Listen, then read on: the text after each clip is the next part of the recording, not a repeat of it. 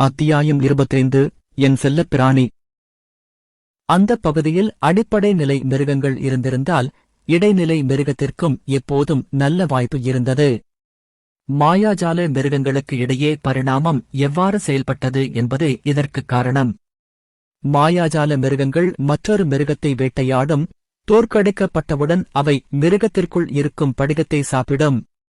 மிருகம் போதுமான படிகங்களை சாப்பிட்டவுடன் அது அடுத்த உருமாற்றத்திற்கு பரிணமிக்கும். கோரை பன்றிகளின் கூட்டத்தை வேட்டையாடும் போது அவை உயர்ந்த அடுக்கு மிருகம் சுற்றி இருப்பதற்கான வாய்ப்பாக இருக்கும் என்பதை நான் அறிந்திருக்க வேண்டும். என் உடலில் ஒரு முடியை கூட அசைக்காமல் பன்றி நகரும் வரை காத்திருந்து மனிதனால் முடிந்தவரை அசையாமல் நின்றேன்.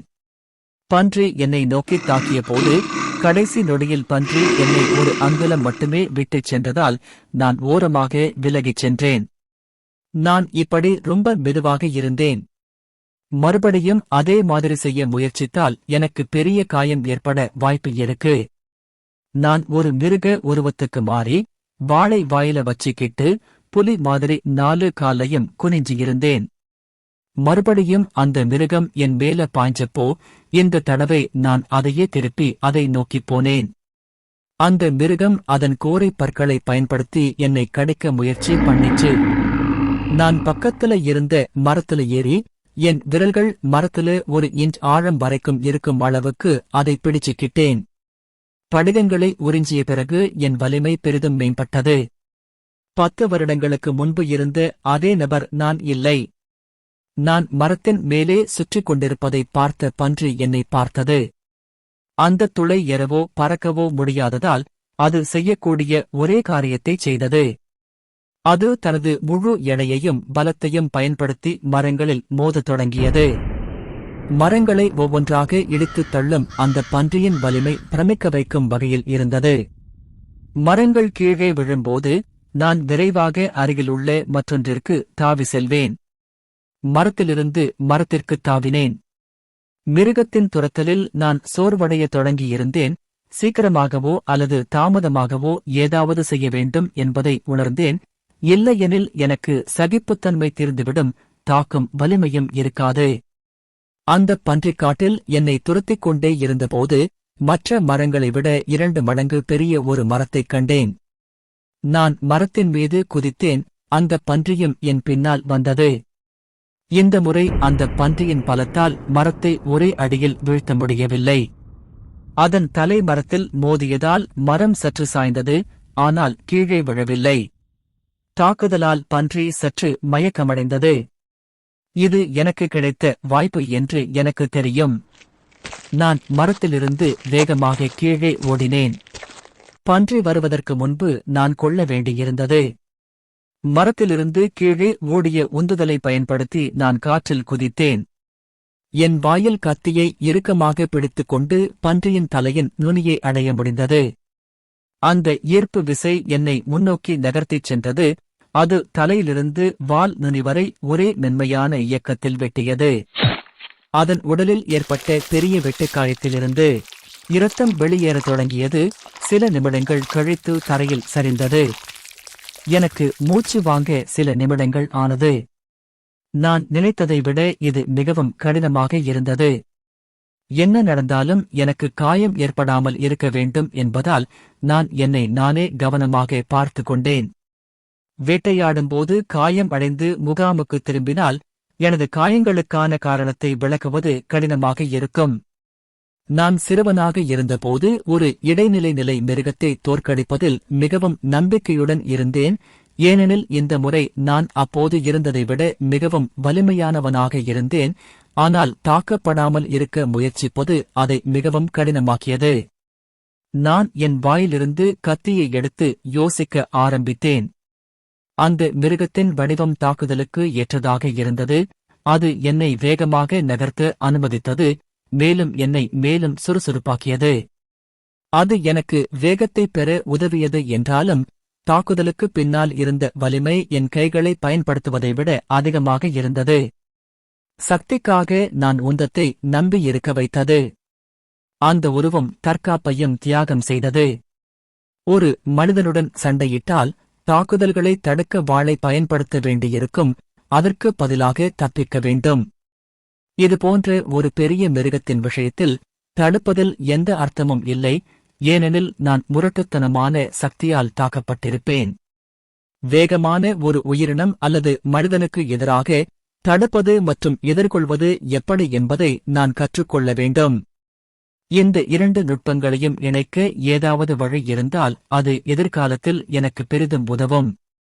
அந்த சிஸ்டம் எந்த செய்தியையும் வெளியிடாதது எனக்கு கொஞ்சம் வருத்தமாக இருந்தது, அதாவது நான் படிகத்தை பெறவில்லை என்று அர்த்தம். எனவே நான் அந்த மிருகத்திடம் சென்று படிகத்தை மீட்டெடுக்க முடிவு செய்தேன். படிகத்தை என் இடுப்பில் ஒரு பையில் வைத்தேன். படிகத்தை உறிஞ்ச முடியாவிட்டாலும் அதை கவசம் அல்லது ஆயுதத்தை உருவாக்க நான் இன்னும் அதை பயன்படுத்த முடியும். மோசமான நிலையில் நான் அதை விற்று கொஞ்சம் பணம் சம்பாதிக்கலாம். அதோடு ஒரு நாளைக்கு போதுமான உற்சாகம் என்று முடிவு செய்து முகாமை நோக்கி திரும்பினேன். காவலர் ரோந்து பணியில் இல்லாத சரியான தருணத்தை தேர்ந்தெடுக்க எனது டிராகன் கண்கள் திறனை பயன்படுத்தி மீண்டும் என் கூடாரத்திற்குள் பதுங்கிக் கொண்டேன். எரிக் இன்னும் குரட்டை விட்டு தூங்கிக் கொண்டிருந்தான். அதிர்ஷ்டவசமாக கூடாரம் தீப்பிடித்திருந்தாலும் கூட அது அவனை எழுப்பும் என்று நான் நினைக்கவில்லை. படிகங்களால் கிடைத்த புள்ளிகளைப் பற்றி யோசிக்க ஆரம்பித்ததும் தூங்கப் போக சிரமப்பட்டேன். 100 புள்ளிகளை எட்டும்போது என்ன நடக்கும்? அடிப்படை அடுக்கு படிகங்களுடன் 100 புள்ளிகளை அடையும் போது இடைநிலை அடுக்கு படிகங்களை உறிஞ்சத் தொடங்க முடியும் என்பதுதான் நான் செய்யக்கூடிய சிறந்த யுகம். ஆனால் எனது கோட்பாட்டை சோதிக்க எந்த வழியும் இல்லை. அல்லது இருந்ததா? மீண்டும் யோசித்தபோது படிகங்களை உறிஞ்சும் வேறு ஏதோ ஒன்று என்னிடம் இருந்தது நினைவுக்கு வந்தது. சிறிது காலத்திற்கு முன்பு நான் பெற்ற கருப்பு ஓநாய்க்குட்டி. இத்தனை காலகட்டங்களில் நான் அதை பற்றி கிட்டத்தட்ட மறந்துவிட்டேன். நான் என் மனதை மூடிக்கொண்டேன். ஓநாய்க்குட்டியின் உருவம் தோன்றத் தொடங்கியது. 10 வருடங்களில் அது பெரிதாக வளரவே இல்லை. ஒருவேளை நான் அதற்கு அதிக படிகங்களை உணவாக கொடுக்க ஆரம்பித்தவுடன் அது மீண்டும் வளருமா? நான் எவ்வளவு பெரிய மேதைன்னு நினைச்சு சிரிக்க ஆரம்பிச்சேன். இது ரொம்ப நல்லா இருந்துச்சு. அடுத்த சில நாள்ல காட்டில் வேட்டையாடுவேன். இப்போ என்ன படிகங்கள் உருவாச்சுன்னாலும் நான் ஓநாய்க்குத்தான் உணவளிப்பேன். அது 100 புள்ளிகளை எட்டினதும் என் பரிசோதனையை முடிக்க முடியும். நான் ஓநாய்க்குட்டியை அதிகமாக பயன்படுத்துவதால் அதற்கு ஒரு பெயர் வைக்க வேண்டும். வழக்கம்போல் நான் அதை பற்றி யோசிக்க ஆரம்பித்தவுடன் கணினி ஒரு செய்தியுடன் பதிலளித்தது. அந்த ஓநாயின் கருப்பு ரோமம் நான் நல்ல நண்பர்களாக இருந்த ஒரு டிராகனை நினைவூட்டியது. அதற்கும் கருப்பு செதில்கள் இருந்தன. இந்த பெயர் அவனுக்கு பிடித்திருந்தால் அவன் மகிழ்ச்சியடைவான் என்று நினைக்கிறேன். அத்தியாயம் 26. ரேயின் செல்லப்பிராணி வலிமை ஆகிறது. சூரியன் உதிக்கத் தொடங்கியவுடன் ஸ்குயர் மாஸ்டர் லான்சி 2 பானைகளை ஒன்றாக அடித்து எழுந்திருப்பார். என் காதுகளில் சத்தம் பயங்கரமாக இருந்தது. மறுபுறம் எரிக் இன்னும் ஒரு குழந்தையைப் போல தூங்கிக் கொண்டிருந்தான். நான் அவன் வயிற்றில் உதை கொடுத்தேன். அதனால் அவன் இறுதியாக விழித்தெழுந்து குரட்டையை நிறுத்தினான். மாணவர்கள் நெருப்புக்குழி, கூடாரங்கள் மற்றும் எங்கள் பயணத்திற்கான பொருட்கள் அனைத்தையும் மீண்டும் வண்டிகளில் வைக்க வேண்டியிருந்தது. 30 நிமிடங்கள் கழித்து நாங்கள் மீண்டும் எங்கள் பயணத்தை தொடங்கினோம். வண்டியில் இருந்த 2 மாணவர்கள் முழு சூழ்நிலையையும் பற்றி புகார் கூறிக்கொண்டிருந்தனர். எவ்ரியன் அகாடமியில் டெலிபோர்ட்டர் இல்லையா? அங்கு வண்டியில் பயணிக்க வேண்டிய அவசியம் எனக்கு இல்லை. ஆமாம், ரோலண்ட் அகாடமியில் ஒன்று இருக்கிறது. எவ்ரியன் ரோலண்டிற்கு இணையாக இருக்க வேண்டும் என்று தோன்றுகிறது. ஆனாலும் அவர்களால் ஒரு டெலிபோர்ட்டரை வாங்க முடியவில்லையா? வண்டியின் பின்புறத்தில் அமர்ந்திருந்த ஒரு பெண் 2 மாணவர்கள் சொல்வதைக் கேட்டு எரிச்சலடைந்ததால் அவள் வாயை அசைக்க ஆரம்பித்தாள். கடைசி வரை அவளால் அதை தாங்க முடியாமல் எழுந்து நின்றாள். நீங்கள் இருவரும் எதையும் கற்றுக்கொள்ளவில்லையா? நிழல் கொள்ளை நோயுடன் போர்க்களத்தின் முன் வரிசையில் ஏவ்ரியன் அகாடமி நிறுத்தப்பட்டுள்ளது. போர் வெடித்து நாம் ஏவ்ரியனை இழந்தால் என்ன நடக்கும்? அவள் என்ன சொல்ல முயற்சிக்கிறாள் என்று புரியாமல் 2 மாணவர்களும் முகத்தில் வெற்று பார்வையுடன் அவளை பார்த்தார்கள். அப்படியானால் நம் எதிரி டெலிபோர்ட்டர்களையே அணுக முடியும். அவர்கள் ராஜ்யத்தில் எங்கும் செல்ல அனுமதிப்பார்கள். அவள் தன் இருக்கையில் அமர்ந்து தனக்குள் முணுமுணுக்க ஆரம்பித்தாள். அந்த பெண்ணை நான் நன்றாக அடையாளம் கண்டு கொண்டேன். அவள் பெயர் சிலிவியா. அவளுக்கு இடுப்பை எட்டும் நீண்ட வெள்ளை முடி இருந்தது. சமச்சீர் முகமும் பெருமைப்படத்தக்க உடலும் இருந்தது. மனித தரத்தின்படி அவள் ஒரு அழகு என்று கருதப்படுவாள் என்று நினைக்கிறேன். ஆனா நான் அவளை அடையாளம் கண்டு கொண்டதற்கு அது காரணமில்லை. ரென்னி அகாடமியில் ஒவ்வொரு பருவத்திலும் எங்கள் அறிவுத் தேர்வு முடிவுகளை வெளியிடுவார்கள். ஒவ்வொரு முறையும் தவறாமல் அவளுடைய பெயர் அந்த பட்டியலில் முதலிடத்தில் இருக்கும். அவளை அடையாளம் காண முடியாத ஒரு மாணவி கூட இல்லை என்று நினைக்கிறேன். சில மணி நேரம் கழித்து வண்டி மீண்டும் நின்றது. இன்றிரவு நாங்கள் முகாமிடும் இடத்தை சமிக்கை செய்தது. இந்த முறை அதிர்ஷ்டவசமாக நாங்கள் ஒரு கைவிடப்பட்ட கோட்டையில் நிறுத்தி தளமாக பயன்படுத்தினோம். நாங்கள் கோட்டையின் சாப்பாட்டு மண்டபத்திற்குச் சென்று இரவு இங்கேயே தூங்க முடிவு செய்தோம்.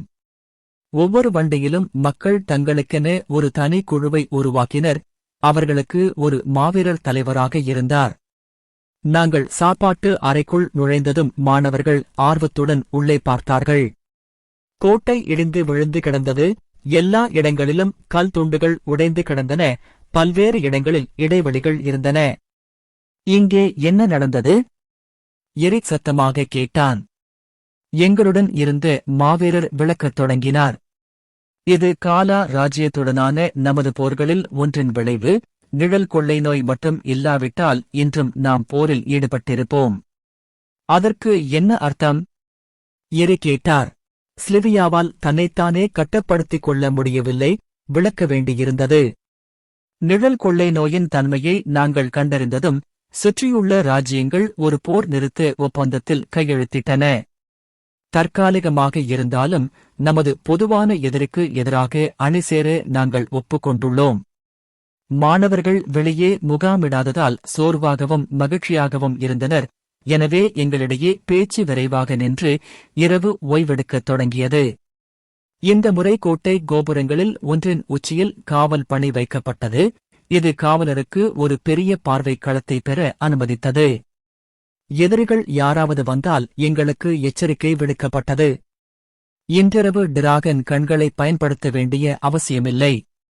சுவரில் அருகிலுள்ள ஒரு இடைவெளியை பயன்படுத்திக் கொண்டு அதன் வழியாக வெளியேறினேன். வெளியே வந்ததும் மிருகங்களை வேட்டையாட அருகிலுள்ள காட்டிற்குச் செல்வேன். அந்த இடைவெளிகளில் ஒன்றிலிருந்து வெளியே வந்தபோது யாரோ என் சட்டையை இழுப்பது போல் உணர்ந்தேன். இந்த ராத்திரி நேரத்துல நீ எங்கே போற? சிலிவியா என் கையின் ஸ்லீவை பிடித்துக் கொண்டிருந்தாள். மிருகங்களை வேட்டையாடுவது அதை ஒரு ரகசியமாக வைத்திருக்க வேண்டிய அவசியமில்லை என்று நான் கருதினேன். நான் என்ன செய்ய விரும்புகிறேன் என்பது என் விருப்பம். நான் ஏவ்ரியன் அகாடமியின் மாணவனாக இருக்கலாம். ஆனால் அது நாளின் இறுதியில் பெயரளவில் மட்டுமே இருந்தது. நான் என் சொந்த நபர். உனக்கு பைத்தியமா? நீ அடிப்படை அடுக்கு மிருகத்தை தோற்கடிக்க முடியும்.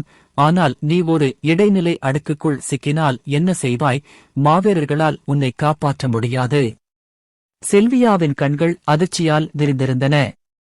கவலைப்படாதே, நான் ஏற்கனவே சிலரை தோற்கடித்தேன். அதனுடன் நான் என் உடலை திருப்பினேன். சிலிவியாவின் பிடியை இழந்தேன். என் கை தளர்ந்தது. நான் விரைவாக அருகிலுள்ள காட்டின் திசையில் ஓடினேன். காட்டுக்குள் நுழைந்ததும் நாங்கள் இன்னும் சில கோரை பன்றிகளின் பிரதேசத்தில் இருப்பதைக் கண்டேன். நான் என் செல்லப்பிராணியை அழைத்தேன். ஆரோ வெளியே வந்தான். அது இன்னும் ஒரு வழக்கமான சிறிய ஓநாய்க்குட்டிக்கு முன்பு இருந்த அதே அளவுதான். நாங்கள் இன்னும் கோரை பன்றிகளின் பிரதேசத்தில் இருந்ததில் நான் மகிழ்ச்சியடைந்தேன். ஏனென்றால் ஓநாய்கள் பன்றியின் பலவீனமான புள்ளியாக இருந்த வேகத்தில் கவனம் செலுத்தியதால் அவை ஆரோவுக்கு ஒரு சிறந்த எதிரியாக இருக்கும் என்று நான் நினைத்தேன். நாங்கள் ஒரு தனிமையான கோரை பன்றியைக் கண்டோம். கோரை பன்றியை தாக்க நான் ஆரோரிடம் கட்டளையிட்டேன். ஏதாவது தவறு நடந்தால் உதவ என் கை என் வாளின் பிடியில் தயாராக இருந்தது. அந்த பன்றி ஆரோவை விட 2 மடங்கு பெரியதாக இருந்தது. ஆனால் இறுதியில் அது ஆரோவுக்கு ஒரு பொருட்டல்ல. ஆரோ பன்றியின் கால்களை 2 முறை கடித்து அதன் வேகத்தை மேலும் குறைத்தது. இறுதியில் அதன் கழுத்தில் ஒரு கடியுடன் அதன் வாழ்க்கையை முடித்துக் கொண்டது. அந்தச் செய்தி தோன்றியது. நான் சிரிக்க ஆரம்பித்தேன். இது ஒரு சிறந்த செய்தி. அதாவது ஒரு படிகத்தை பெற நான் அந்த மிருகத்தை கொல்ல வேண்டியதில்லை. ஆரோ கொன்றால் அது நான் கொண்டதாக கருதப்படும். எனக்கு பதிலாக ஆரோ சண்டையிட வேண்டும் என்று நான் விரும்பியதற்கு இதுவும் ஒரு காரணம். இந்த அமைப்பு எவ்வாறு செயல்படுகிறது என்பது குறித்து நான் மேலும் அறிவை பெற வேண்டியிருந்தது. நான் அந்த படிகத்தை ஆரோவுக்கு கொடுத்தேன். அவன் மேலும் 8 புள்ளிகளைப் பெற்று மொத்தம் 13ஆக உயர்ந்தான். நாங்கள் காட்டில் வேட்டையாடுவதைத் தொடர்ந்தோம். தனியாக இருக்கும் கோரை பன்றிகளை மட்டுமே குறிவைத்தோம். அந்த படிகம் என்னைப் போலவே ஆரோவின் வலிமையை மேம்படுத்தியுள்ளதா என்று பார்க்க விரும்பினேன். ஒவ்வொரு படிகத்தையும் ஆரோ உறிஞ்சும்போது கோரை பன்றிகளை எதிர்த்து போராடுவது அவருக்கு எளிதாகிவிட்டது. சிறிது நேரத்திற்குப் பிறகு கோரை பன்றிகள், ஓநாய்கள் மற்றும் குரங்குகள் கருப்பு காட்டிற்கு திரும்பிச் சென்றது போல படிகங்களை விடுவதை நிறுத்தியது போல் தோன்றியது. 6 புள்ளிகள் இப்போது மொத்தம் ஆகஸ்ட் 1932 இருந்தன. எனது சோதனை வெற்றியடைந்து காட்டுப்பன்றிகளைக் கொல்வதால் வேறு எந்தப் பலனும் இல்லை என்பதால் நாங்கள் முகாமுக்கு திரும்பினோம். அத்தியாயம் 27. ஆரோ அடுத்த உருமாற்றத்திற்கு தயாராகிவிட்டது. கோட்டைக்கு வருவதற்கு முன்பு நான் நொயரை ஒதுக்கி வைத்தேன். சிலர் மந்திர மிருகங்களை செல்லப் பிராணிகளாக வைத்திருப்பது வழக்கம் என்றாலும் அது மந்திரவாதிகளிடையே மட்டுமே இருந்தது. மாவீரர்களுக்கு மந்திர மிருகங்களை அடக்கும் திறன் இல்லை. கோட்டைக்குள் பதுங்கிச் சென்ற பிறகு சிறிது ஓய்வெடுக்க நான் படுத்துக் கொண்டேன். நான் காணாமல் போனதைப் பற்றி ஸ்லிவியா காவலரிடம் சொல்லாதது எனக்கு ஆச்சரியமாக இருந்தது. மனிதர்கள் தங்களைப் பற்றி மட்டுமே கவலைப்படுகிறார்கள் என்று நினைக்கிறேன். அதனால் அது அவளை பாதிக்கவில்லை என்றால் அப்படி செய்ய வேண்டிய அவசியமில்லை. வழக்கம் போல் 2 பானைகள் ஒன்றோடொன்று மோதிக்கொள்ளும் சத்தம் எங்களை எழுப்பியது. நாங்கள் வண்டியில் முன்னோக்கி பயணத்தை தொடர்ந்தோம். இந்த முறை மட்டும் எங்களுடன் பயணிக்கும் ஒருவர் அடிக்கடி என்னை முறைத்து பார்த்துக் கொண்டிருந்தார். ஏய், நான் மட்டும்தானா? இல்ல ஸ்லிவியா உன்னை ரொம்ப நேரமா பாக்குறாளா? எரி கேட்டார். மக்கள் என்னை முறைத்து பார்ப்பது வழக்கமானதுதானே? என்னுடைய சிவப்பு முடியால் இப்போது மற்றவர்கள் என்னை பார்ப்பதற்கு பழகிவிட்டேன். ஆமாம், ஆனா நீ மட்டும் இல்ல. நாங்க பொருட்களை எடுத்துட்டு போறப்போ அவ உன்னையே பார்த்துட்டு இருந்தா. எரிக்கின் பதிலில் நான் தோள்களை குலுக்கிக் கொண்டேன். ஏனென்றால் எனக்கு அது கவலை இல்லை. நேற்று இரவு நடந்த நிகழ்வுகளுக்காக அவள் என்னை பார்த்துக் கொண்டிருக்கலாம். எரிக் இது போன்ற ஒரு விஷயத்தை குறிப்பிட்டதற்கு காரணம், இந்த பயணத்தில் சிவப்பு முடி கொண்ட ஒரே நபர் நான் மட்டுமல்ல. நான் ரென்னி நகரத்திற்கு வந்தபோது சிவப்பு முடி கொண்ட 4 பேர் இருந்தனர். அவர்கள் ஒவ்வொருவருக்கும் என்னைப் போலவே ஒரு தனியார் ஆசிரியர் மற்றும் சிறப்பு காவலர் நியமிக்கப்பட்டனர். ஒருவேளை அந்த ராஜ்யமும் சாபத்தை நம்பி எங்களை கட்டுக்குள் வைத்திருக்க விரும்பியிருக்கலாம். 3வது நாளாக இரவு வரத் தொடங்கியதால் நாங்கள் மீண்டும் முகாமிட்டோம். இந்த முறை நிலைமை சாதகமாக இல்லை. ஏனெனில் நாங்கள் ஒரு சதுப்பு நிலத்தால் சூழப்பட்டிருந்தோம். குழு அருகிலுள்ள ஒரு மலைக்குச் சென்றது. இதனால் முழு சதுப்பு நிலத்தையும் நீங்கள் கவனிக்க முடிந்தது. துர்நாற்றம் மோசமாக இருந்ததாலும் அவர்களின் உடைகள் அழுக்காக இருந்ததாலும் பல மாணவர்கள் நிலைமைகளைப் பற்றி புகார் கூறினர். அவர்கள் குழுவில் ஒரு பிரிவாக தெரிந்தனர். ஏனெனில் அடிக்கடி புகார் கூறுபவர்கள் உயர்குடி குடும்பங்களைச் சேர்ந்தவர்கள். மற்றவர்கள் இந்த நிலைமைகளுக்கு பழகி விவசாய நிலத்தில் வேலை செய்த அனுபவம் பெற்றவர்கள். நிலப்பரப்பு கொஞ்சம் மாறியதில் நான் மகிழ்ச்சியடைந்தேன். அதாவது பல்வேறு வகையான உயிரினங்கள் இருக்க அதிக வாய்ப்புள்ளது. நான் ஏற்கனவே கோரை பன்றிகளிடமிருந்து என்னால் முடிந்த அனைத்தையும் பெற்றிருந்தேன். சூரியன் மறைந்து சந்திரன் உதித்தபோது நான் வேட்டையாட கிளம்பினேன். இந்த முறை நான் மீண்டும் கிளம்புவதற்கு முன்பு சில்வியா என்னை பார்த்துக் கொண்டிருப்பதைப் பார்த்தேன். அதை புறக்கணித்துவிட்டு தொடர்ந்து செல்ல முடிவு செய்தேன். அவள் கடைசியாக எதையும் குறிப்பிடவில்லை.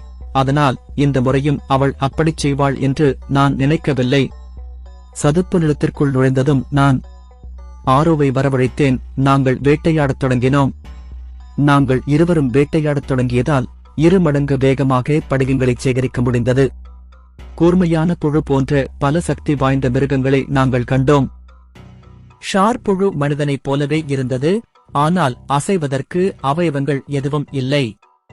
அதன் வாயின் உட்புறத்தில் கூர்மையான பற்கள் இருந்தன.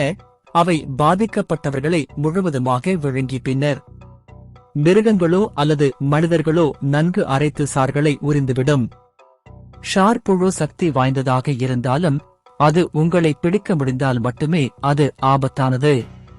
டிராகன் கண்கள் செயல்படுத்தப்பட்டு எனது வேகம் சராசரியை விட அதிகமாக இருந்ததால் புழுக்களுக்கு என்னை பிடிக்க வாய்ப்பும் இல்லை.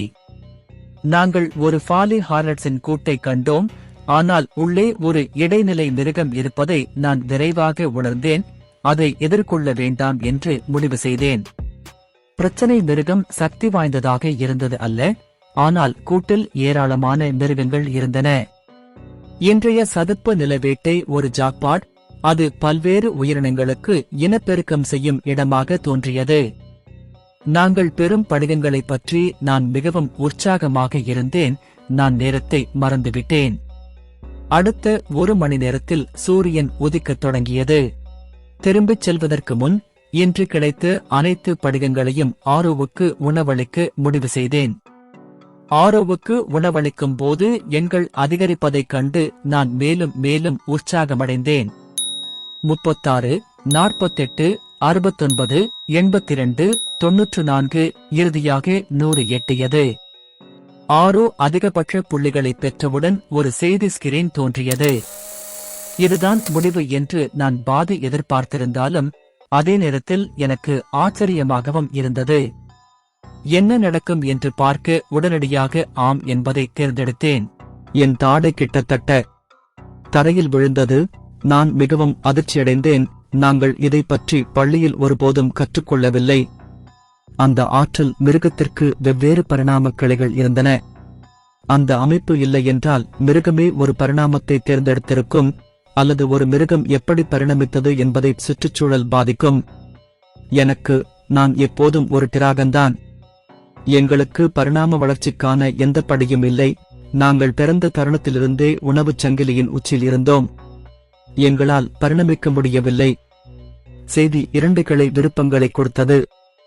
கொம்பு ஓநாய், நெற்றியில் கருப்பு கொம்புடன் கூடிய ஓநாய். உடல் ரீதியாக வலுவாக இல்லாவிட்டாலும் அதன் முக்கிய பலம் வேகத்தில் கவனம் செலுத்துகிறது. ஓநாய் தனிம விளைவுகளுக்கு லேசான நோய் எதிர்ப்பு சக்தியையும் கொண்டுள்ளது. கருப்பு ஓநாய், பெரிய அளவிலான ஓநாய் 8 மீட்டர் உயரம் வரை வளரக்கூடியது. அதன் முக்கிய சிறப்பியல்புகள் அதன் நகங்களில் உள்ள அதன் முரட்டுத்தனமான வலிமை. இதை ஒரு மவுல்டாகவும் பயன்படுத்தலாம். அடிப்படை தாக்குதல்களுக்கு வாருங்கள்.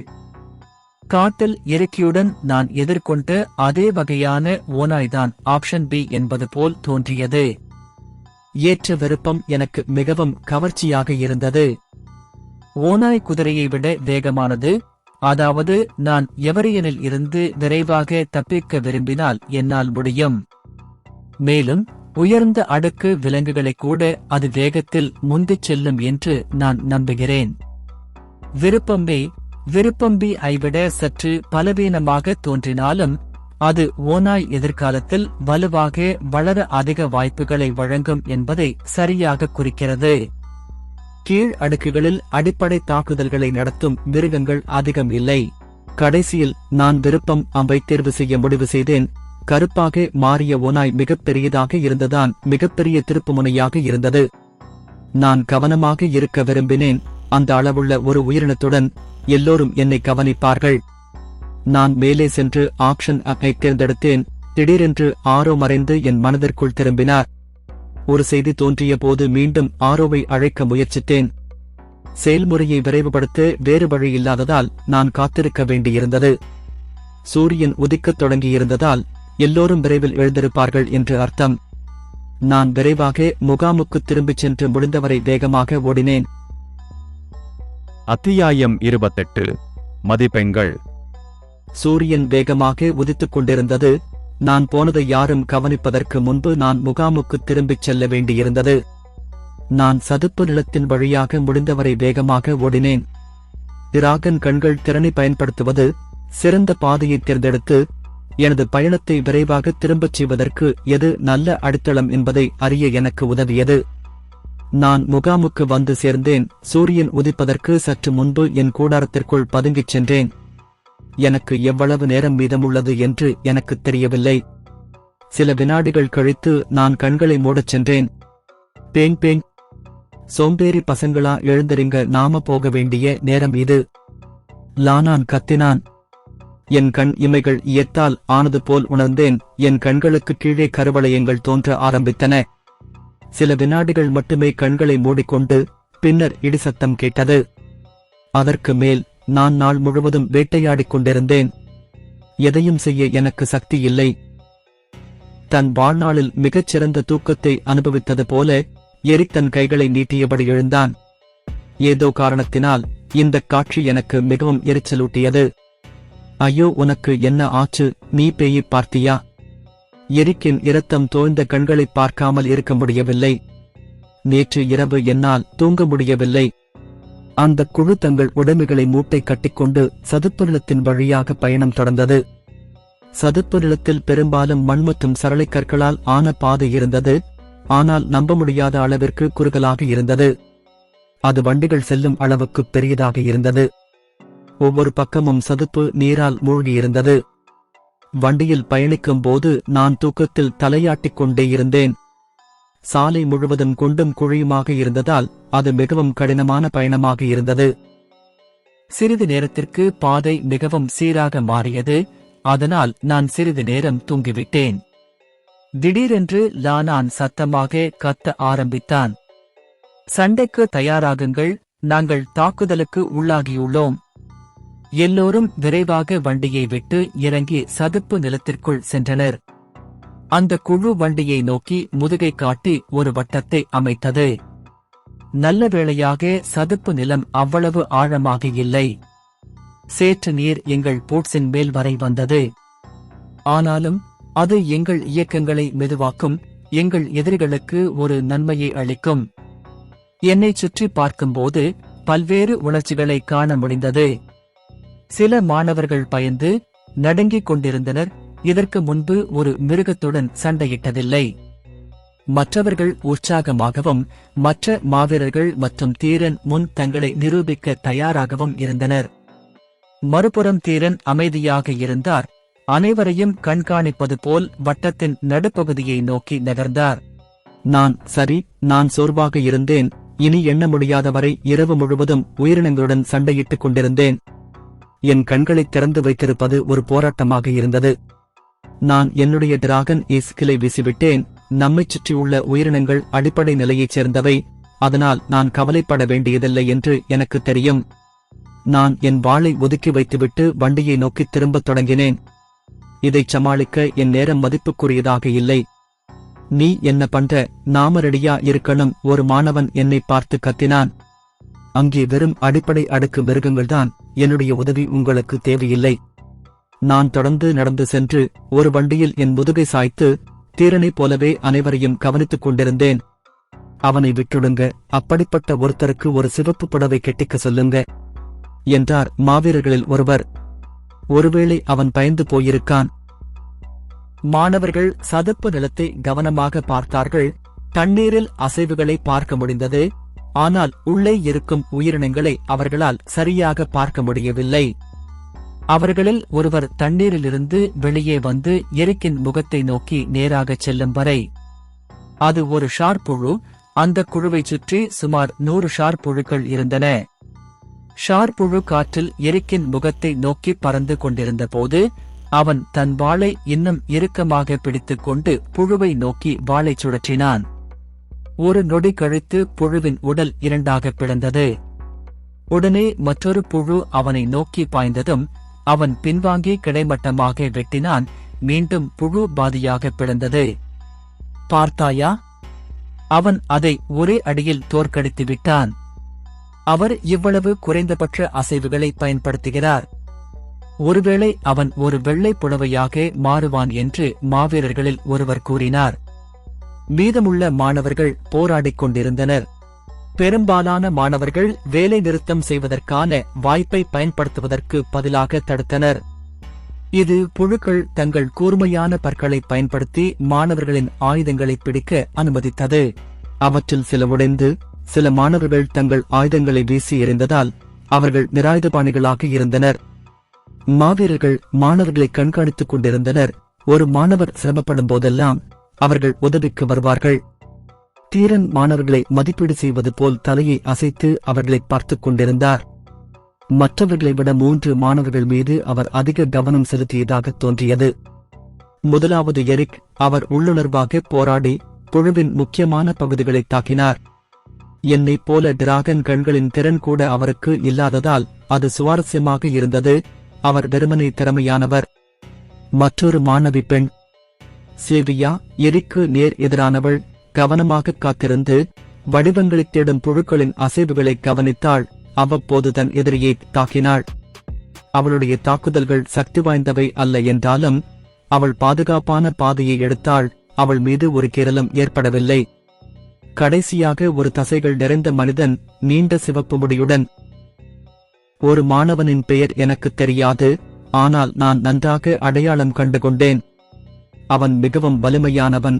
சில சமயங்களில் ஆயுதம் எதுவும் பயன்படுத்துவதில்லை. அவன் வெறும் கைகளால் புழுவை எடுத்து கிழித்து எறிவான். இன்னும் சுவாரஸ்யமாக இருந்தது என்னவென்றால் தன்னைச் சுற்றியுள்ளவர்களை கவனிக்கும் அவரது திறமை. சக மாணவர்கள் தாக்கப்படவிருக்கும் போது அவர் விரைவாக தலையிட்டு உதவுவார். சில சமயங்களில் அவர்களுக்காக சேதத்தை ஏற்றுக்கொள்வார். அவரது உடல் பார்லிக்கு பதிலாக இரும்பினால் ஆனது போல் தோன்றினாலும் ஒரு கீறல் அவர் மீது படக்கூடும். தீரன் இந்த 3 பேரையும் கூர்ந்து கவனித்து வந்தார். அவர் அவ்வப்போது ரேவையும் பார்ப்பார். நான் அதற்கு பதிலாக கொட்டாவி விடுவேன். அவர் ஏமாற்றத்துடன் தலையை ஆட்டுவார். நான் தீரனை பிடிக்கும்னு சொன்னாலும் அவரை பிரியப்படுத்த நான் இங்கே வந்திருக்க மாட்டேன். நான் எனக்காகவே ஏவிரியன் அகாடமியில் இருந்தேன். வலிமை பெறவும் உலகத்தைப் பற்றி அறியவும். மற்றவர்கள் என்னைப் பற்றி என்ன நினைக்கிறார்கள் என்று எனக்கு கவலையில்லை. 30 நிமிடங்கள் கடந்த பிறகு அனைத்து புழுக்களும் தோற்கடிக்கப்பட்டன. மாணவர்கள் சிறு காயங்களுடன் வண்டியில் திரும்பி நடக்கத் தொடங்கினர். அவர்கள் கடந்து செல்லும்போது சிலர் என்னை சிலர் வெறித்து பார்ப்பார்கள். சேர மனசு வரவில்லையா? எரிக் என்னிடம் கேட்டார். நான் ரொம்ப சோர்வாயிருந்தேன். ஏதாவது தப்பு நடந்தா உன்னை பாதுகாக்க உனக்கு நைட்ஸ் இருந்தாங்க. வண்டியில இருந்த மர பெஞ்சில் உட்கார்ந்து கொண்டே சொன்னேன். எங்கள் பயணத்தில் மற்ற மாணவர்கள் பெரிய மூவரைப் பற்றி பேசாமல் இருக்க முடியவில்லை. அது அவர்கள் கண்டுபிடித்த ஒரு புனைப்பெயர். எரிக், சிலிவியா மற்றும் தர்ஷன் என்ற சிவப்பு முடி கொண்ட மனிதர். அவர்களால்தான் அவரது பெயரை அறிந்திருந்தார்கள். அவர்கள் எப்படி வெள்ளை புடவை வீரர்களாக மாறுவார்கள் என்று பேசிக் கொண்டிருந்தார்கள். சண்டையிடும்போது அவர்கள் பயன்படுத்திய அற்புதமான நுட்பங்கள். மற்றவர்கள் பேசுவதை எரிக் கேட்க முடிந்தது. அது அவரது முகம் சிறிது சிவக்க வழிவகுத்தது. நான் ஒரு வெள்ளைப் புடவை அணிவீரன் என்றால் என்ன என்று யோசித்துக் கொண்டிருந்தேன். அத்தியாயம் 29. Everyone academy. மாணவர்கள் என்ன வண்ணப்புடவைகளைப் பற்றி பேசுவதை நிறுத்த முடியவில்லை. அது என்னை பைத்தியமாக்கியது. அவர்கள் என்ன பேசுகிறார்கள் என்று எனக்குத் தெரியவில்லை. நாங்கள் ஒரு பகுதிக்குள் நுழைய முடிந்தது. அது பெரும்பாலும் உயரமான புல்வெளிகளைக் கொண்ட வெறும் நிலமாக இருந்தது. அருகிலுள்ள கோதுமை வயல் போன்ற இடத்திற்கு வெளியே முகாமிட்டு இரவு தீ மூட்டினோம். எங்கள் குழுவினர் வழக்கம் போல் நெருப்பைச் சுற்றிக் கூடினர். மாணவர்களிடையே மீண்டும் பேச்சு பெரிய 3 பேர் பற்றியும் அவர்கள் என்ன பணம் சம்பாதிக்கலாம் என்பது பற்றியும் இருந்தது. நல்ல வேளையாக இந்த புடவைகள் என்னவென்று தெரியாதது எனக்கு மட்டும் இல்லை. மற்றொரு மாணவர் ஒரு கேள்வியை கேட்டார். நீங்கள் தொடர்ந்து பேசிக் கொண்டிருக்கும் இந்த புடவைகள் என்ன? எங்கள் குழுவில் இருந்த மாவீரர் பதிலளித்தார். சட்டைப்பட்டைகள் என்பவை மாவீரர்களுக்கு வழங்கப்படும் பதவிகள். உங்களுக்குத் தெரியும், சேயர் என்பது ஒரு மாவீரரின் மிகக் குறைந்த பதவி. ஆனால் அப்போதும் கூட சேயர்கள் குழுக்களாக பிரிக்கப்படுகிறார்கள். உதாரணமாக என்னை எடுத்துக் கொள்ளுங்கள். குதிரை வீரன் தனது கவசத்தின் கீழ் மறைத்து வைக்கப்பட்டிருந்த ஒரு கச்சையை வெளியே எடுத்தான். நான் ஒரு வெள்ளை நிற சேனைக்கிழங்கு வீரன்.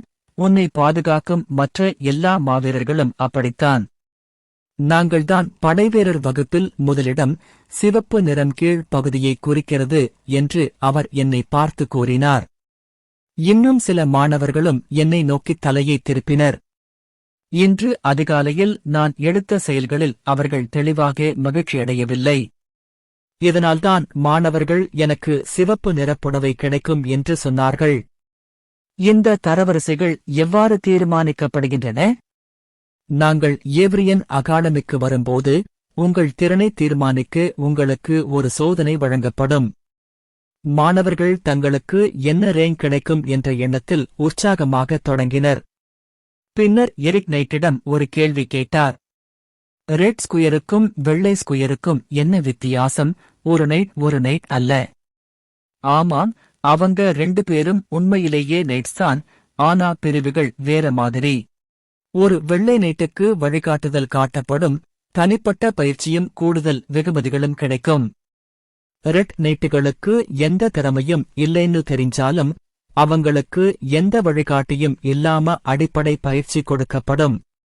பெரும்பாலான நேரத்துல அவங்களுக்கு பிடிச்சதை செய்ய சுதந்திரமா இருந்தாலும் மற்ற மாணவர்களோட பார்வையில் அவங்க அகாடமியில கைவிடப்பட்டவங்களாத்தான் கருதப்படுறாங்க. அதோடு மாணவர்கள் இரவு தங்கள் கூடாரங்களுக்குள் சென்று தூங்கத் தொடங்கினர். வேட்டையாடுவதற்கு பதிலாக இன்றிரவு ஓய்வெடுக்கவும் முடிவு செய்தேன். என் உடல் மிகவும் சோர்வாக இருந்தது, ஓய்வு தேவைப்பட்டது. மீதமுள்ள 3 நாட்களுக்கு நாங்கள் பயணம் தொடர்ந்தோம். நாங்கள் ராஜ்யத்தை நெருங்க வேட்டையாடுவது எனக்கு கடினமாகிக் கொண்டே போனது. சக்தி வாய்ந்த மிருகம் குறைவாக இருந்தது. பயணம் முடிந்த பிறகு எனது புள்ளிகள் 75 இருந்தன. இருப்பினும் நான் விரும்பிய 100 புள்ளிகளை எட்டவில்லை. நான் மகிழ்ச்சியாக இருந்தேன். நான் அதை அடையும் வரை அதிக நேரம் ஆகாது என்பதை அறிந்தேன். நாங்கள் இறுதியாக ஏவரியன் அகாடமியை அடைந்தோம். அனைத்து மாணவர்களும் ஆச்சரியத்துடன் பார்த்து கொண்டிருந்ததை நிறுத்த முடியவில்லை.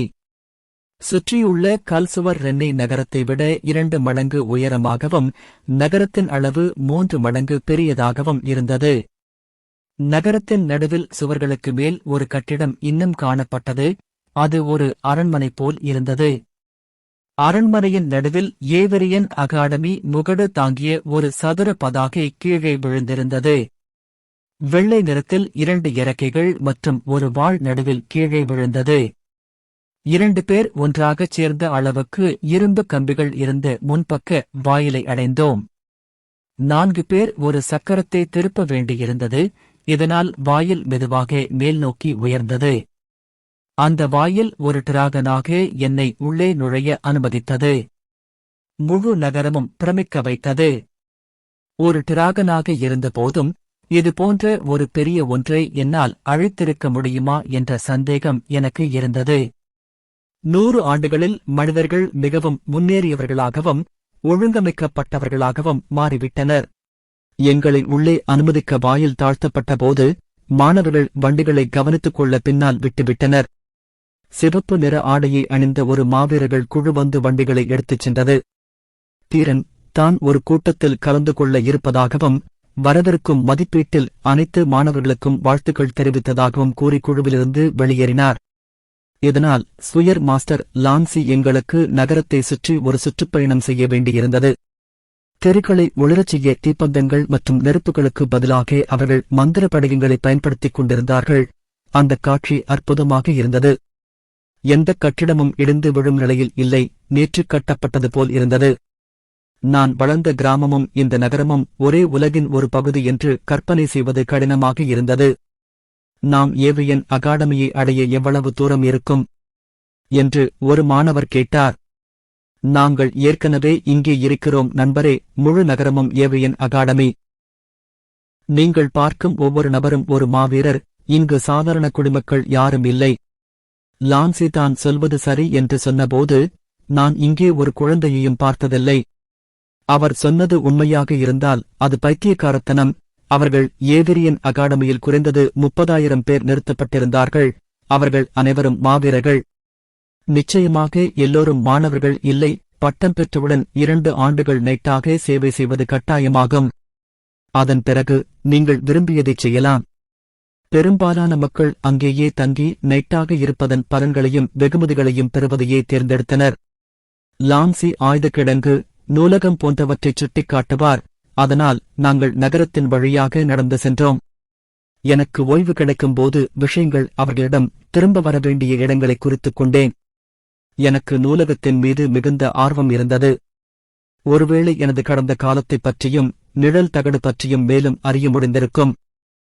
லான்சி இப்போது எங்களை நகரத்தின் அமைதியான ஒரு பகுதிக்கு அழைத்துச் சென்றார். அங்கு அதிக மக்கள் இல்லை.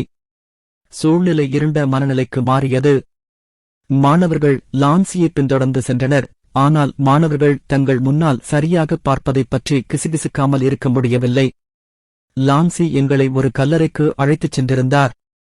எங்கள் முன் ஆயிரக்கணக்கான கல்லறைகள் வயலில் போடப்பட்டுள்ளன. லான்சி கல்லறையின் நடுவில் வைக்கப்பட்டிருந்த 5 சிலைகளை அடையும் வரை நடந்து சென்றார். நாம் போரில் இருக்கிறோம் என்பதை நினைவூட்டுவதற்காக இன்று உங்களை இங்கு அழைத்து வந்தேன். உண்மை என்னவென்றால் போர் என்பது அழகான விஷயம் அல்ல. மக்கள் இறக்கிறார்கள், அன்புக்குரியவர்கள் தொலைந்து போகிறார்கள். உயிருடன் இருக்கும் அன்புக்குரியவர்களுக்காக நாங்கள் தொடர்ந்து போராடுகிறோம். இவை ஏவ்ரியன் அகாடமியின் நிறுவனர்களின் சிலைகள். அவர்கள் புகழ்பெற்ற டிராகன் மாவீரர்கள் என்று அழைக்கப்பட்டனர். Dragon nights. அதுக்கு என்ன அர்த்தம்? நான் குறுக்கிட்டேன். இங்கே படிக்கும்போது நீங்கள் ஹரி ராஜ்யம் மற்றும் எவ்ரியன் அகாடமியின் வரலாற்றைக் கண்டுபிடிப்பீர்கள். அவசரம் இல்லை. தயவு செய்து பின்தொடருங்கள். மாணவர்கள் லான்சியை பின்தொடர்ந்து சென்றபோது சிலைகளை ஏதாவது பார்க்க முடிகிறதா என்று பார்க்க நான் சிறிது நேரம் பின்னால் நின்றேன். அவர்கள் கவசம் மற்றும் டிராகன் உடல் பாகங்களைப் பயன்படுத்தி வடிவமைக்கப்பட்ட ஆயுதங்களை அணிந்திருப்பதாகத் தோன்றியது. டிராகன் வாளாக இருந்தது. பற்களின் பாகங்கள் கேடயத்தைச் சுற்றியிருக்கும். அது சிலை செய்பவரின் நேரடி உருவப்படமாக இல்லாமல் அவரிடமிருந்து உருவாக்கப்பட்டிருக்கலாம் என்றாலும் அவர்கள் எப்போதாவது உண்மையான டிராகன் பாகங்களை பயன்படுத்தினார்களா என்பதை உறுதிப்படுத்த எனக்கு எந்த வழியும் இல்லை. ஆனாலும் என் இனம் இதுபோன்ற விஷயங்களுக்கு பயன்படுத்தப்படும் என்று நான் எதிர்பார்க்கவில்லை. அந்த விஷயம் என் இரத்தத்தை கொதிக்க வைக்கத் தொடங்கியது. சிலைகளை ஆழமாகப் பார்த்தபோது சிலைகளுக்கு கீழே உள்ள கல்லறைகளில் ஒன்றிலிருந்து வரும் ஒரு விசித்திரமான உணர்வைப் பார்த்து நான் நடுங்காமல் இருக்க முடியவில்லை. நான் டிராகன் கண்களை இயக்கினேன். நான் அதிர்ச்சியடைந்தேன். நான் ஏதாவது கற்பனை செய்கிறேனா என்று பார்க்க என் கண்களைத் தேய்த்தேன். ஒரு கல்லறையின் உள்ளே சிவப்பு மற்றும் மஞ்சள் நிற இருப்பு காணப்பட்டது. அங்கே ஏதோ உயிருடன் இருந்தது. அத்தியாயம் 30. என் அறை தோழர்கள்.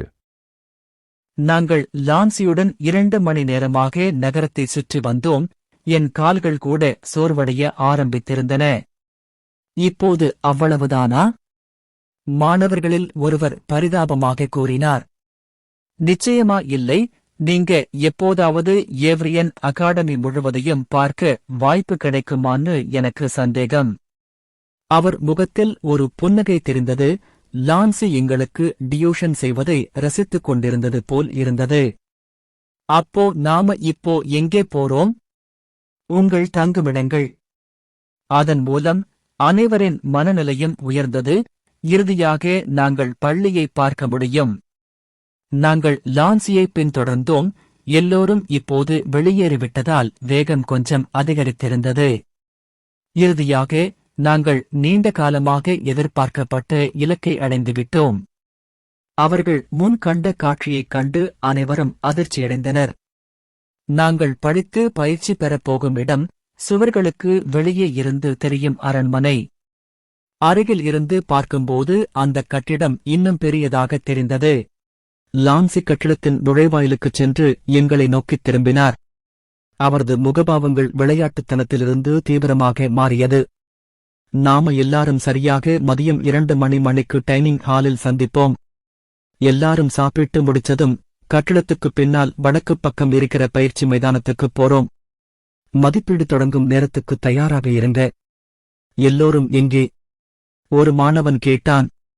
நகரத்தின் மற்ற பகுதிகளுடன் ஒப்பிடும்போது பள்ளி மிகவும் அமைதியாகத் தெரிந்தது. வாயிலுக்கு முன்னால் வெள்ளைச் சட்டை அணிந்த 2 காவலர்கள் மட்டுமே நின்று கொண்டிருந்தார்கள். உண்மையைச் சொன்னால் வரவேற்பு விழாவை நான் பாதி எதிர்பார்த்தேன். இன்று பெரியவர்களுக்கு இடையே ஒரு சந்திப்பு நடக்கிறது. பெரும்பாலான மாவீரர்கள் ஒரு பணியில் ஈடுபட்டுள்ளனர். மற்ற புதிய மாணவர்கள் வரவிருக்கும் மதிப்பீட்டிற்கு பயிற்சி பெற்று வருகின்றனர். மற்ற மாணவர்களா? எல்லோரும் குழப்பமான முகத்துடன் ஒருவரையொருவர் நோக்கிக் கொள்ளத் தொடங்கினர். நீங்கள் மட்டும்தான் அப்படின்னு நீங்க நினைச்சிருக்கீங்களா இல்லையா? ஏவ்ரியன்ல புது மாணவர்களுக்கான தளங்களா பல ஊர்கள் இருக்கு. ரென்னி டவுன் அவங்களோட ஒரு ஊர்தான். வருஷத்துக்கு 50 நைட்டுகளை மட்டும் நியமிச்சிருந்தா நாம ரொம்ப நாள் முன்னாடியே தோற்கடிக்கப்பட்டிருப்போம். எல்லா மாணவர்களும் தங்களுக்குள் முணுமுணுத்துக் கொள்வதை லான்சி பார்க்க முடிந்தது.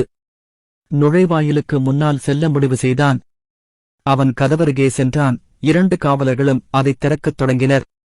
2 பிரமாண்டமான கதவுகளைத் திறக்கவே காவலர்களுக்கு முழு பதமும் தேவைப்பட்டது.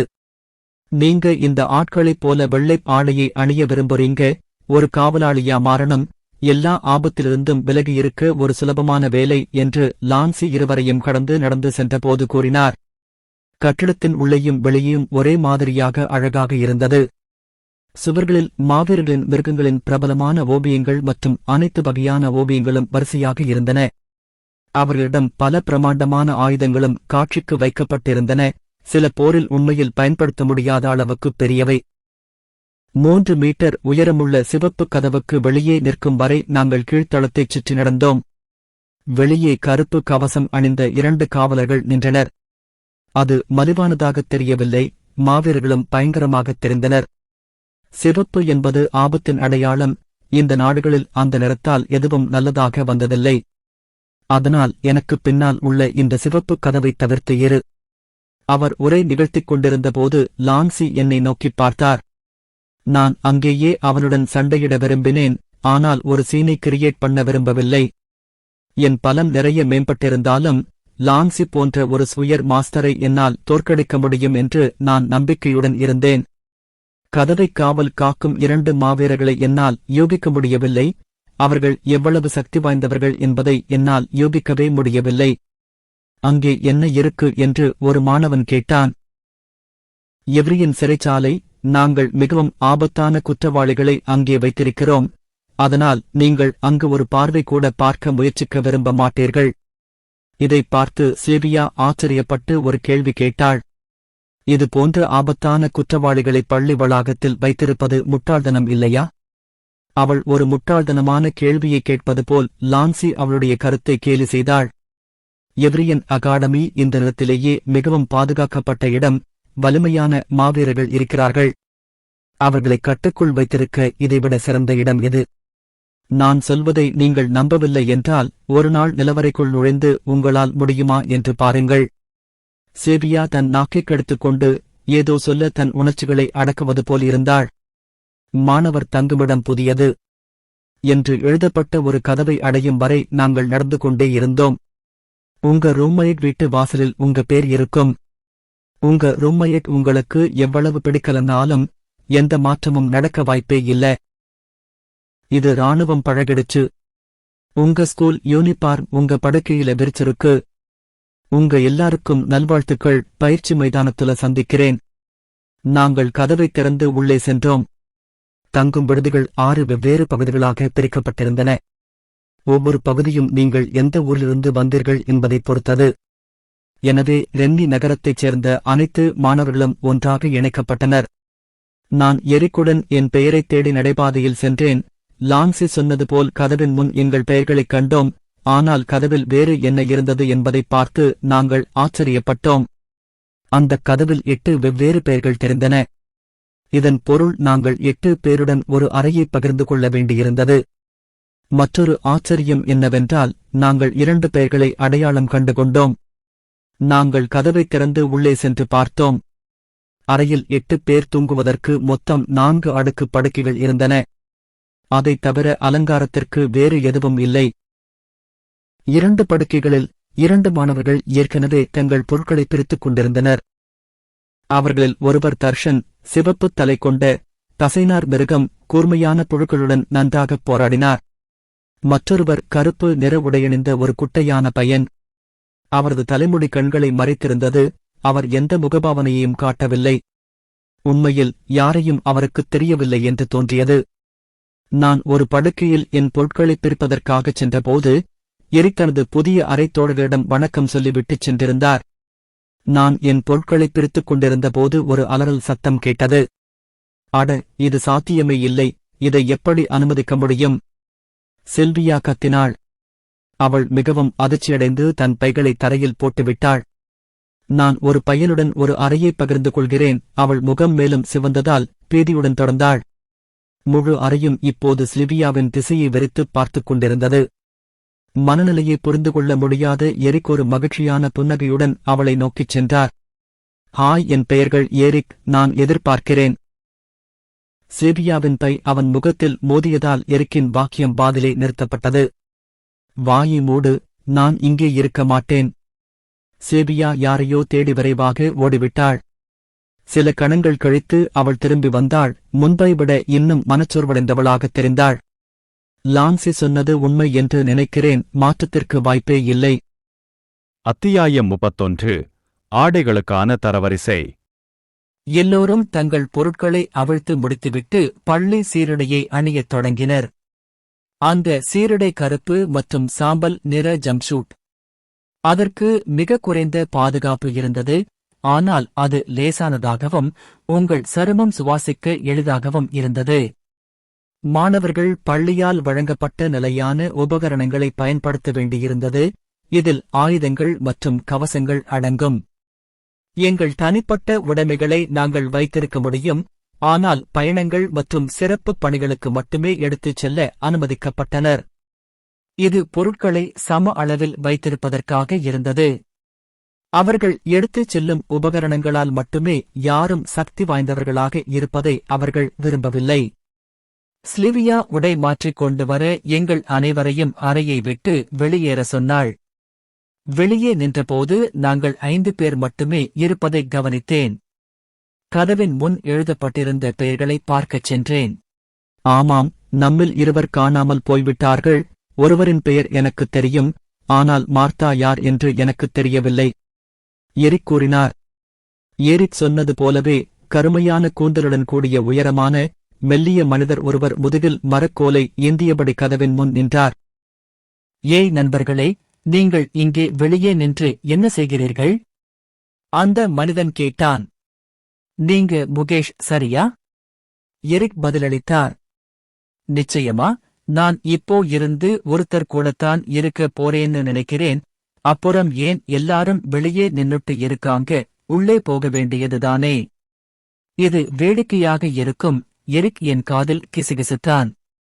ஓ, அங்கே ஒரு பெரிய கரப்பான் பூச்சி இருந்தது, அதனால்தான் நாங்கள் எல்லோரும் உள்ளே சென்று அதை அகற்ற மிகவும் பயந்தோம்.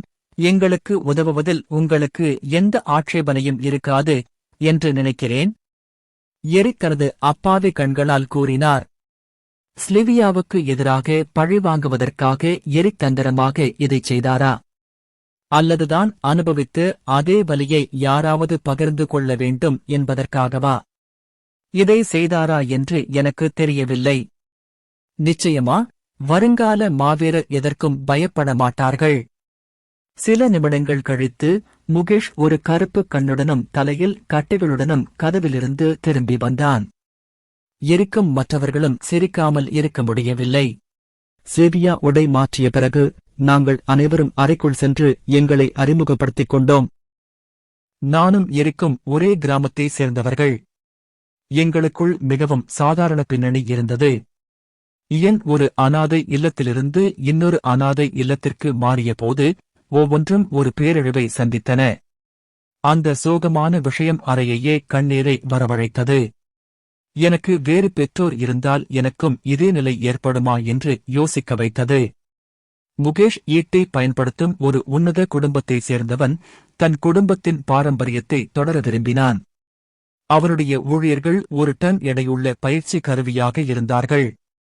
நாங்கள் ஒவ்வொருவரும் அதை எடுக்க முயற்சித்தோம். நானும் யானும் தவிர வேறு யாராலும் அதை பயன்படுத்த முடியவில்லை. எரிக்கால் அதை தூக்க முடிந்தது, ஆனால் ஒரு அங்குலம் கூட நகர முடியவில்லை. கண்களை மூடிய நீண்ட கருப்பு முடியுடன் இருந்து அந்தச் சிறுவன் ஒரு வார்த்தை மட்டும் பதில் சொல்லி வெளியே வந்தான். துறவி. வேறு எதுவும் தெரியாததால் இது அவன் பெயர் என்று நாங்கள் யூகிக்க வேண்டியிருந்தது. சிலிவியாவும் ஒரு பிரபுக்களின் குடும்பத்திலிருந்து வந்தவர், ஆனால் அவர்கள் தங்கள் மந்திர திறன்களுக்கு நன்கு அறியப்பட்டவர்கள். சிலிவியா யாருடனும் பிறக்காததால் ஒரு நைட்டாக மாறி தனது தகுதியை நிரூபிக்க விரும்பினார். அறிமுகங்கள் முடிந்த பிறகு குழு விரைவாக தலைப்பை வரவிருக்கும் மதிப்பீட்டிற்கு நகர்த்தியது. நீங்கள் என்ன உடைகளை பெற விரும்புகிறீர்கள்? முகேஷ் கேட்டார். இதை கேட்பது எனக்கு பிடிக்கவில்லை, ஆனால் உங்களிடம் என்னென்ன விதமான உடைகள் கிடைக்கும்? ஏரி கூறினார். அறையில் இருந்த அனைவரும் தோள்களைக் குலுக்கி ஸ்லிவியாவை நோக்கிப் பார்த்தனர். அதற்கு பதில் சொல்வது அவளுக்கு எரிச்சலாக இருந்ததால் அவள் பெருமூச்சு விட்டாள். ஆனால் தன் அறிவை அந்த குழுவிடம் பெருமையாக பேசியதில் அவள் மிகவும் மகிழ்ச்சியடைந்தாள் என்று நினைக்கிறேன். நீங்க எதுவும் படிக்கலையா? முதல்ல நீங்க தெரிஞ்சுக்க வேண்டிய விஷயம் என்னன்னா, ஒவ்வொரு ஆடைக்கும் உண்மையில் ஒரு பவர் ரேங்கிங் சிஸ்டம் இல்ல, அது உங்க திறமையை பத்தித்தான். ஆரம்பத்திலேயே ஆரம்பிச்சா, உங்களுக்கு சிவப்பு ஆடை கிடைச்சா, உங்களுக்கு எந்த திறமையும் இல்லன்னு அர்த்தம். பள்ளிக்கூடத்துக்கு உங்களை என்ன பண்றதுன்னு தெரியல, அதனால நீங்க அடிப்படை பயிற்சியில ஈடுபடுறீங்க. உங்களுக்கு வேற எந்த கூடுதல் வகுப்புகளும் இல்ல. உங்க திறமையை நீங்களே கண்டறிய உங்களுக்கு நேரம் கிடைக்கும். அது அவ்வளவு மோசமா இல்ல, எரிக் சொன்னான். ஆமாம், நீ ஒரு தோல்வியாளராக இருக்க விரும்பினால். இங்கே சிவப்பு நிற ஆடைகள் முட்டாள்தனமாக நடத்தப்படுவதை நான் கேள்விப்பட்டிருக்கிறேன். மற்ற எல்லா ஆடைகளும் அவர்களை துன்புறுத்துகின்றன, ஏனென்றால் அவர்கள் அதை பற்றி எதுவும் செய்ய போதுமான சக்தி வாய்ந்தவர்கள் அல்ல என்பதை அவர்கள் அறிவார்கள், முகேஷ் கூறினார். ஸ்லிவியா தொடர்ந்து பேசினாள். முழு எதிர்பக்கத்தில் எங்களிடம் வெள்ளை உடை உள்ளது. இதன் பொருள் உங்களிடம் வரம்பற்ற ஆற்றல் உள்ளது, மேலும் நீங்கள் எஜமானர்களிடமிருந்து பாடங்களைப் பெறுவீர்கள். அப்போ மற்ற அணிகளைப் பற்றி என்ன? இயன் கேட்டார். கீழே சிவப்பு நிறமாக இருந்தால் அடுத்தது மஞ்சள், நீலம், பின்னர் வெள்ளை நிறமாக இருக்கும். இவை நிலையான ஸ்கொயர் திறன் தரவரிசை. அடுத்து பச்சை மற்றும் கருப்பு ஆகிய வண்ணங்களுக்கு வெளியே எங்களிடம் உடைகள் உள்ளன. பச்சை என்பது வில்வித்தையில் சிறந்து விளங்குபவர்களுக்கானது, அதே நேரத்தில் கருப்பு என்பது எனக்கு தெரியவில்லை. இது எப்போதும் மிகவும் இரகசியமாக இருந்து வருகிறது, மேலும் வெள்ளை நிறத்தை விட அரிதாகவே தெரிகிறது. எனவே கருப்பு வெள்ளையை விட சிறந்ததா? நான் அப்படி சொல்ல மாட்டேன். என் யூகம் சரியாக இருந்தால் கருப்பு பச்சை நிறத்தை போன்றது. அவர்களின் திறன் தொகுப்பு வேறு எதற்கும் பயனுள்ளதாக இருக்க வேண்டும், ஆனால் எதற்கு என்று எனக்கு தெரியவில்லை. ஸ்லிவியாவின் இதயம் எதையோ அறியாமல் இருந்திருக்கும் என்று யார் நினைத்திருப்பார்கள்? அந்த நாளை நான் பார்ப்பேன் என்று நான் ஒருபோதும் நினைத்ததில்லை என்று எரிக் கூறினார். சேபியா தன் முஷ்டியை உயர்த்தி எரிக்கின் முகத்தை நோக்கி ஒரு குத்தை வீசினாள். முஷ்டி தொடர்பு கொள்ளும் இடத்திற்குச் சென்றதும் கதவு திறந்தது. லான்சி கதவருகே நின்று கொண்டிருந்தாள். சரி, மாணவர்களே, நீங்கள் தயாராக சில நிமிடங்கள் உள்ளன. நாம் டைனிங் ஹாலில் சந்திப்போம். மதிய உணவு சாப்பிட்டுவிட்டு ஒரு சிறிய சந்திப்பை மேற்கொள்வோம். பிறகு உங்கள் மதிப்பீட்டைத் தொடங்க பயிற்சி மைதானங்களுக்குச் செல்வோம். மற்ற அறைகளுக்கு செய்தியை கொடுக்க லான்சி விரைவாக கிளம்பினாள். ஏரிக்காற்றில் குதித்து ரேவின் தோள்களை பிடித்துக் கொண்டார். இதுதான் கடைசியா நைட்ஸ் ஆகப் போறோம். ஏய், நாம ஏன் வெள்ளை உடைக்கு மாறணும்னு குறிவைச்சு பார்க்கக் கூடாது? எரிக் மிகவும் உற்சாகமாக இருந்ததால் நான் பதில் சொல்லக்கூட முடியவில்லை. எரிக் போலவே மற்ற அனைவரும் அதே உற்சாகத்தை பகிர்ந்து கொள்கிறார்களா என்று பார்க்க நான் அறையைச் சுற்றிப் பார்த்தேன். சிலர் இது ஒரு அன்றாட நிகழ்வு போல கவலைப்படவில்லை, மற்றவர்கள் முகத்தில் ஒரு சோகமான பார்வை இருந்தது. அவர்களின் வாழ்க்கை ஆபத்தில் இருப்பது போல. நாங்கள் அறையை விட்டு வெளியேறி எங்கள் முன் உள்ள சோதனையை எதிர்கொள்ள தயாராக இருந்தோம். அத்தியாயம் 32. யார் அந்த 6 மாஸ்டர்கள்? நான் சாப்பாட்டு அறைக்குள் நுழைந்தேன். என் பக்கத்தில் எரிக்கும் எங்கள் அறையிலிருந்து மற்ற மாணவர்களும் இருந்தார்கள். நாங்கள் சாப்பாட்டு அறைக்குள் நுழைந்தபோது எங்கள் கண்களுக்கு முன்னால் இருந்த காட்சியைக் கண்டு எங்கள் கண்கள் பிரமிக்க வைத்தன. அந்தக் கூடம் கட்டிடத்தின் மற்ற பகுதிகளைப் போலவே ஆடம்பரமாக இருந்தது. சாப்பாட்டு அறை மிகப் பெரியதாக இருந்தது. எவ்ரியன் அகாடமியின் அனைவரையும் உள்ளே அமர வைக்க முடியும் என்று தோன்றியது. எங்கள் விடுதிகள் எப்படி இருந்தனவோ அதே போல சாப்பாட்டு மண்டபமும் 6 வெவ்வேறு பிரிவுகளாக பிரிக்கப்பட்டிருந்தது. ஒவ்வொரு பிரிவிலும் எங்கள் பள்ளியின் பெயர் பொறிக்கப்பட்ட ஒரு சிறிய கொடி இருந்தது. ரென்னி நகரம் என்று எழுதப்பட்ட கொடிக்குச் சென்றோம். அந்த பகுதி இன்னும் பிரிக்கப்பட்டிருந்தது. எங்கள் அறைகள் எப்படி இருந்தனவோ அதைப் போலவே ஒவ்வொரு மேசையிலும் 8 மாணவர்கள் அமர அனுமதிக்கப்பட்டனர். ஒவ்வொரு இருக்கையின் பின்புறத்திலும் எங்கள் பெயர் இருந்தது. எங்கள் பள்ளி ரென்னி டவன்தான் முதலில் சாப்பாட்டு அறைக்குள் நுழைந்தது. எங்கள் இருக்கைகளுக்கு எங்களை அழைத்துச் சென்ற குதிரை வீரரை நாங்கள் அனைவரும் பின்தொடர்ந்தோம். நாங்கள் அமர்ந்ததும் அறையில் இருந்த அனைவரும் அமைதியாக இருந்தனர். வரவிருக்கும் மதிப்பீட்டிற்காக பதட்டமாகவோ அல்லது உற்சாகமாகவோ இருந்திருக்கலாம். நாங்கள் பொறுமையாக உட்கார்ந்து காத்திருந்தபோது மற்ற பள்ளிகள் உள்ளே வரத் தொடங்கின. அவர்கள் அறைக்குள் நுழைந்ததும் ரென்னி நகரத்தின் மீது கண்கள் குவிந்திருந்தன. அவர்களின் கவனம் ஒரு சில குறிப்பிட்ட மாணவர்களிடம் திரும்பியது போல் தோன்றியது. அவர்கள் சிவப்பு முடிகொண்ட மாணவர்கள். முதலில் சிவப்பு முடிகொண்டவர்களைக் காண்பது அசாதாரணமானது. ஆனால் இங்கே ஒரு பள்ளியில் எங்கள் பகுதியில் சிவப்பு முடிகொண்ட 5 மாணவர்கள் இருந்தனர். அங்கே பார். நம்ப முடிகிறதா? அவங்களால எப்படி இப்படி ஒரு விஷயத்தை அனுமதிக்க முடியும்? அவங்க நம்ம பள்ளியில இருந்து வரலன்னு எனக்கு சந்தோஷமாயிருக்கு. இல்லன்னா நம்ம பள்ளிக்கு என்ன ஆகும்னு யாருக்கு தெரியும்? எங்கள் மேஜையில் அமர்ந்திருந்த என் அவர்களின் பார்வையை வேறுபக்கம் திருப்பி பார்த்தான். இது அவனை மிகவும் வருத்தப்படுத்தியதை என்னால் பார்க்க முடிந்தது. யானை ஒரு சக தலைவனாக ஆறுதல் படுத்த விரும்பினேன். உண்மை என்னவென்றால் இயன் என்னுடைய சொந்த வளர்ப்பையே எதிர்கொண்டான். துஷ்பிரயோகத்தை என் சொந்த வழியில் சமாளிக்க முடிவு செய்தேன். எனக்கும் அக்கறையுள்ள பெற்றோர் இருந்தனர். யானுக்கு அப்படி எதுவும் இல்லை. அதையும் மீறி அவன் ஒரு பெரிய நட்பு ராட்சதனாக தெரிந்தான். ஒரு ஈயும் கூட காயப்படுத்த மாட்டான். நான் யானின் முதுகில் என் கையை வைத்து ஆறுதல் வார்த்தைகளைச் சொன்னேன். யாராவது நம்மிடம் சண்டை போட்டாலும் கவலைப்படாதே, அவங்க பிறக்கவே கூடாதுன்னு நான் அவங்களை ஏங்க வைப்பேன். என் வார்த்தைகள் அவன் முகத்தில் மகிழ்ச்சியைக் கொண்டு வந்திருக்கும் என்று நினைத்தேன். அதற்கு பதிலாக என் மிகவும் பயந்து போனதாகத் தெரிந்தான். நன்றீரே. ஏரிக் என்னை பார்த்துவிட்டு தலையை ஆட்டினான். சாப்பாட்டு மண்டபத்தில் உள்ள அனைத்து மேசைகளும் அறையின் முன்புறத்தை நோக்கியிருந்தன. அங்கு 6 பிரமாண்ட நாற்காலிகள் கொண்ட ஒரு மேடை அமைக்கப்பட்டிருந்தது. நாற்காலிகள் அழகான விவரங்களுடன் அலங்கரிக்கப்பட்டிருந்தன. மேடையின் இடது மற்றும் வலதுபுறத்தில் மிகப்பெரிய மரக்கதவுகள் இருந்தன. 2 கதவுகளிலிருந்தும் வெள்ளை சீருடை அணிந்த ஊழியர்கள் வெளியே வந்தனர். உணவு நிறைந்து உலோக மேசைகளை தள்ளிக் கொண்டு வந்தனர். உணவு மேசைக்கு வழங்கப்பட்டது. நாங்கள் சாப்பிட ஆரம்பித்தோம். என்னையும் இருக்கையும் தவிர மற்ற பெரும்பாலான மாணவர்களுக்கு அதிக பசி இல்லை. மதிப்பீடு வரும்போது நீங்க எப்படி சாப்பிட முடியும்? ஸ்லிவியா கேட்டாள்.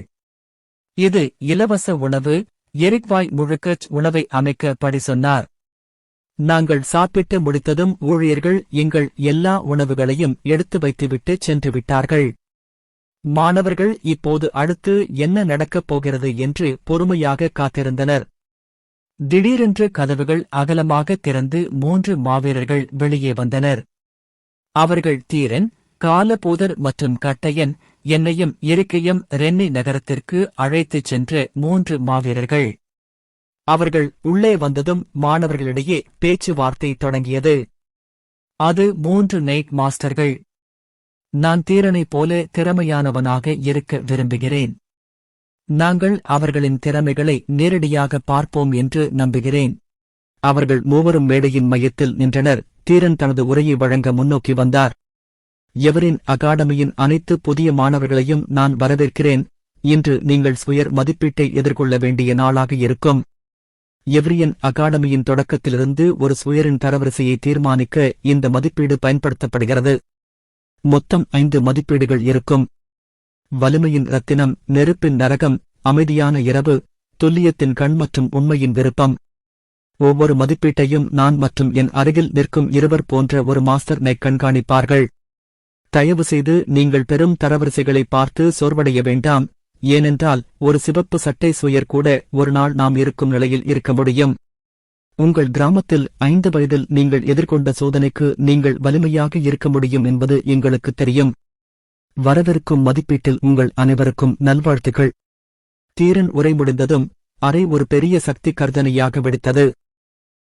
தங்கள் கனவை நனவாக்கும் எண்ணத்தில் அனைவரும் ஆரவாரம் செய்தனர். சொயர் மாஸ்டர்கள் இறுதியில் அறையையும் மாணவர்களையும் குடியேற அனுமதித்தனர். தீரன் உரையை முடித்ததும் கதவை நோக்கி நகர்ந்தார். கதவைத் திறந்ததும் உள்ளே நுழைந்த மக்களை வணங்கினார். உள்ளே 6 பெரியவர்கள் தலா ஒரு கருப்பு இரவை கொண்டு வந்தனர். ஆற்றலை பயன்படுத்தியதால் அவர்களின் வயதைச் சொல்வது கடினமாக இருந்தது. ஆனால் அவர்களின் தோற்றம் 60க்கு அருகில் இருந்தது. அவை ஒவ்வொன்றிலிருந்தும் ஒரு வலுவான இருப்பு வருவதை உணர்ந்தேன். நெருக்கமாகப் பார்க்க என் டிராகன் கண்களை செயல்படுத்தினேன். அவை ஒவ்வொன்றிலும் ஒரு வெள்ளை ஒளி பிரகாசிப்பதைக் காண முடிந்தது. நான் ஒரு மனிதனாக மறுபிறவி எடுப்பதற்கு சற்று முன்பு சூனியக்காரி ஒரு டிராகனாக தோற்கடிக்கப்பட்ட போதுதான் இதுபோன்ற ஒன்றை நான் கடைசியாகப் பார்த்தேன். ஏதோ காரணத்தினால் அவர்களின் ஒளி என் உடலை சிலிர்க்க வைத்தது. 6 பெரியவர்களும் அவர்களுக்கு பின்னால் இருந்த பெரிய நாற்காலிகளில் அமர்ந்தனர். பெரியவர்கள் எதுவும் பேசாமல் நாற்காலிகளில் அமர்ந்து அவர்களுக்கு முன்னால் இருந்த மாணவர்களை பார்த்துக் கொண்டிருந்தனர். ஒவ்வொரு பெரியவருக்கும் கருப்பு நிற பிரகாசிக்கும் கவசம் அணிந்த ஒரு நைட் அவர்களுக்கு அருகில் நின்றிருந்தார். சிவப்பு கதவின் வெளியே நின்றவர்களைப் போலவே தீரன் வேடையின் முன் வந்து பெரியவர்களை அறிமுகப்படுத்தினார். அவர்கள் ஏவிரியன் அகாடமியின் தற்போதைய தலைவர்கள் என்று அவர் விளக்கினார். அவர்கள் இன்று இருக்கும் இடத்திற்கு வருவதற்கு அவர்கள் எவ்வாறு சிறந்த சாதனைகளைச் செய்தார்கள். பேச்சு முடிந்ததும் சுயர் மாஸ்டர்கள் ஒவ்வொரு மேசைக்கும் வந்தனர். அவர்கள் சோதனை நடைபெறவிருந்த பயிற்சி மைதானத்திற்கு எங்களை அழைத்துச் செல்லத் தொடங்கினர்.